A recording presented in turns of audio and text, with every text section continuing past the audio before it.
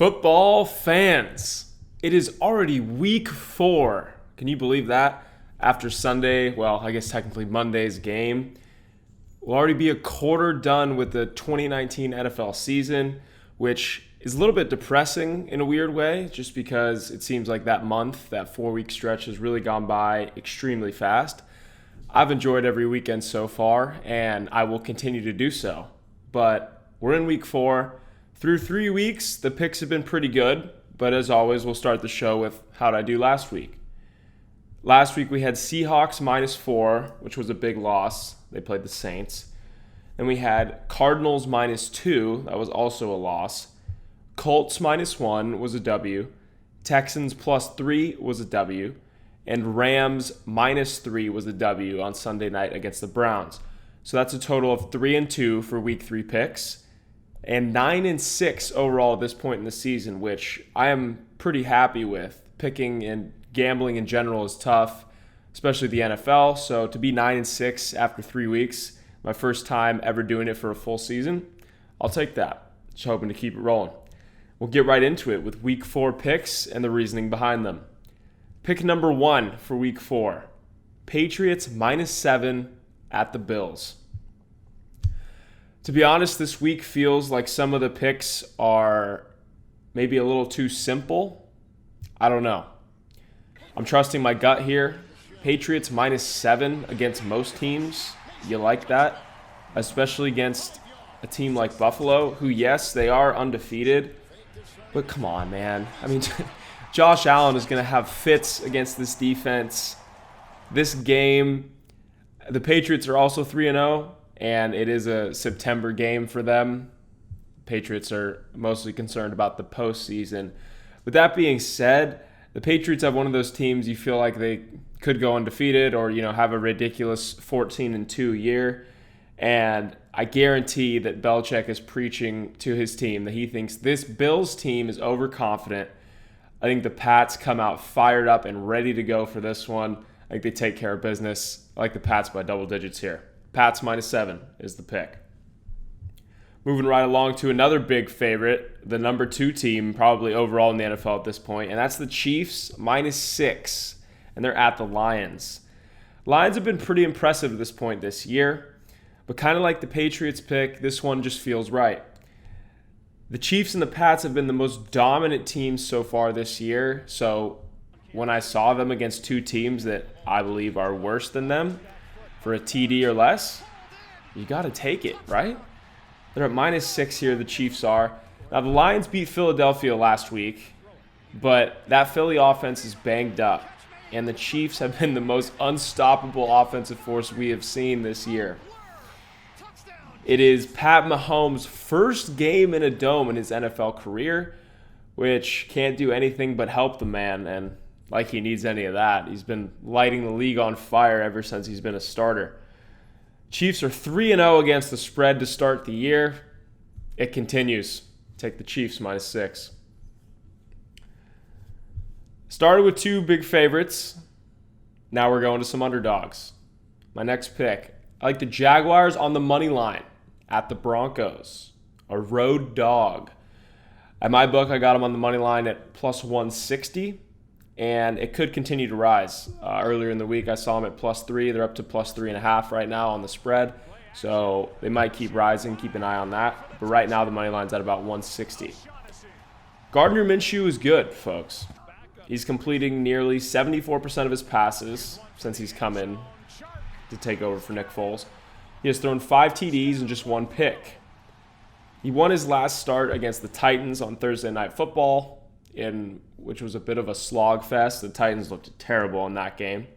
But that game showed me that this Jags defense was getting back to their roots. They had 9 sacks in that game against Tennessee, which obviously you're not going to get 9 sacks every week. But to open the year, they played the Chiefs, and that was a tough game. They gave up 40 points in that one. I think the Jaguars defensively, and another thing to note is they probably won't have Jalen Ramsey for this game.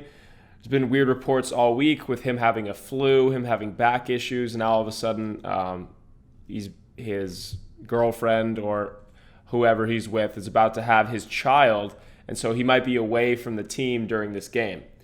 I don't care. They still got AJ Boye on the other side of that secondary and just a ferocious front seven. And this boils down to the Broncos, in my belief, just not being a very good football team, have yet to win a game, and they've struggled to score points this year. I know they're at home, and I know that Denver home field is a historic advantage for them.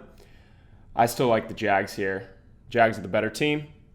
And I figure with them being such a small amount of points against the spread, like +3, figure might as well take the money line. There's a lot of data to back that up. If it's around +3, +4, that normally if that team covers, they end up straight up winning most of the time. So that's what I'm going to do. There's more value here. I like it. Take the Jags on the money line.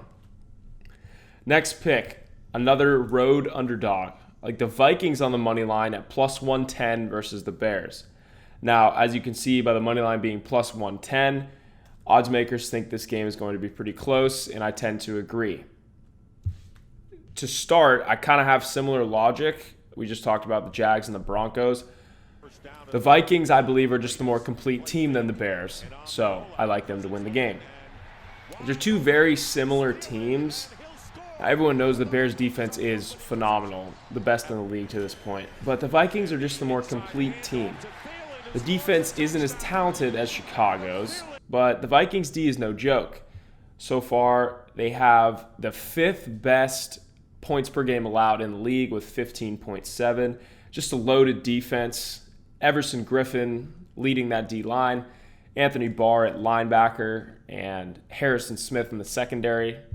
Not to mention just a complete roster, especially on defense, full of great players. And the Bears' offense has just been downright terrible. They're 4th from the bottom in yards per game so far this year and averaging just 16.7 points per game. And this is the best defense they've faced all year. The Bears are at home, and some people are on them because of that, and I understand why. But until Mitch Trubisky can prove to me that he is a capable quarterback against good defenses, and until this Bears team can prove that they can win games without completely relying on their defense, I'm going to go with the better squad here. In a very, very intriguing NFC North matchup, give me the Minnesota Vikings. Leads me to my final pick number 5. Cowboys -2.5 at the Saints. To be honest, this is my favorite pick of the week, and I'm not trying to be a homer here. Those that know me know that, yes, I am a Cowboys fan, and this feels like one of those games that they'll let me down by making this pick, but I have to do it. I just have to. I think this line is a little bit disrespectful, to be honest. I understand the Saints are a quality team without Drew Brees, and their roster is solid from top to bottom. But Teddy Bridgewater is just not going to get it done against this Dallas defense. Now, yes, he came in, got the win at Seattle last week. But that Seattle defense so far this year is not what we're accustomed to seeing. They've been giving up lots of yards, been giving up points. Right now, this Dallas defense is better than that Seattle defense. Cowboys are on the road, but their game travels. They can run the ball very well with Zeke and Tony Pollard. And not to mention, that offense has been cooking. Probably the 3rd most exciting offense to watch so far this year, other than the Chiefs and the Pats. So if they can keep that offensive efficiency rolling, I just really don't see the Saints being able to match up across the board defensively. And all I need is a field goal for the W? Come on. Just by 3, 2.5. It almost feels too easy. Like I said, it might be one of those spots, Cowboys classic letdown game. Guess we'll just have to wait and see. It is on Sunday night. Should get a lot of views. Should be a good game. But I like the Cowboys by about a touchdown here. And to wrap things up, we'll end it with a little fantasy time, as always. My stardom for this week, going to be DJ Moore, wide receiver for the Carolina Panthers. Might be some concern over the fact he only got 1 reception last week, but I wouldn't worry about it. I'm viewing this as an outlier. His first 2 games, he had 7 and 9 receptions. And last week was his first full game with Kyle Allen. Also, throughout the week, we didn't know if it was going to be Cam or Allen. We didn't know until the very end of the week. So my guess is that Allen did not get all of the first team reps during practice. Or even if he did, probably in the back of his mind, he was like, oh, Cam could be declared active on Friday or Saturday. That's got to affect the chemistry between him and his receivers. So with this full week, knowing that he's going to be the starter all week long, I think he gets back to targeting the most talented receiver on this Panthers team, which is DJ Moore. He'll get back involved, start DJ Moore again this week. For my sit-em, I got to go Aaron Jones here. Thursday Night Football tonight against Philadelphia. They are Philly is second in rushing yards per game allowed. This is a very, very talented defense, and especially in their front seven. Defensive line makes it very tough for them to run on people. It's going to be a big challenge for this Packers offensive line.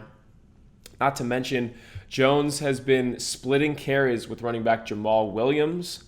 Now, Jones is coming off 2 very good fantasy weeks, but I'm just doubtful with this matchup.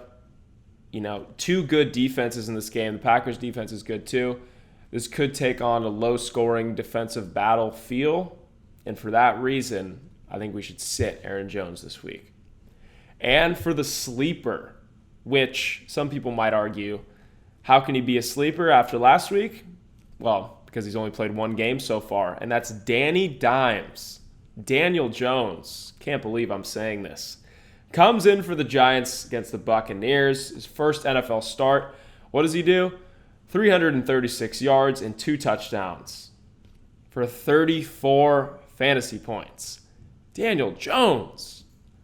I saw some stat that his score of 34, I believe, is a little bit higher or very close, like within a few points, to Baker Mayfield's fantasy total the whole year. And Baker's played 3 games. That's a bad look for Baker. Also a great look for Danny Dimes. It gets a little easier, actually, for him this week. This Giants team, you could just see it on the sideline. They're rejuvenated. They're feeling good. They think Danny is the future, and you can't blame him. He looked amazing. Now, will it continue? I'm not sure as far as the rest of the season is concerned. The Giants are at home against the lowly Washington Redskins, who just got wiped by the Bears on national TV. I think Danny keeps it rolling, at least for 1 more week.